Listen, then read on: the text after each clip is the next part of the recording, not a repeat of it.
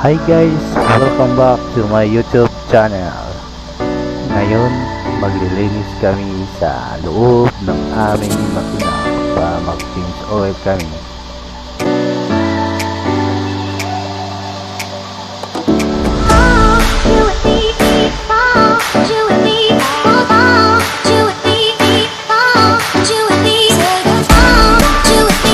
Ngayon guys, ipakita ko sa inyo ang crankshaft ng aming makina.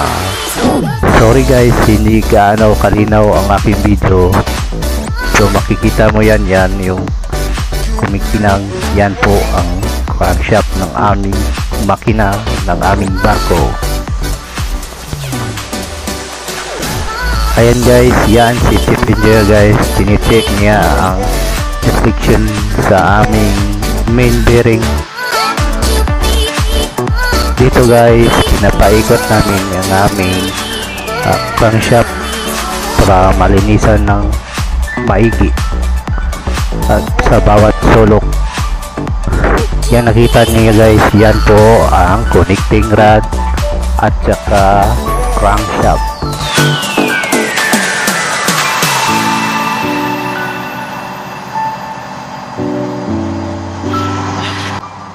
At dito guys, papasukin nila yan yung aming main engine para malinisan. Ayan, kita niyo yan, pinapasok ng aming kasama. Ayan, pinupunusan niya ng korodo. Ayan, yan po si Sir Francis, madala ng mga tao upang malinisan ng maigi sa loob ng aming makina.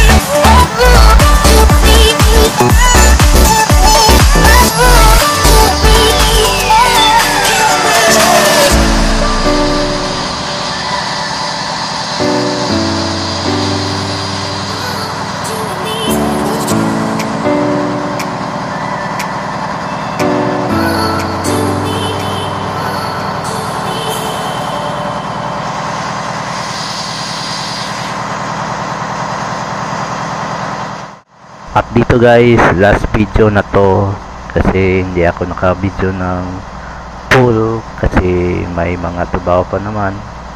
Kaya salamat sa mga nanonood kung paano mag-change oil ng 4-stroke, at sa lahat ng sumusuporta, salamat.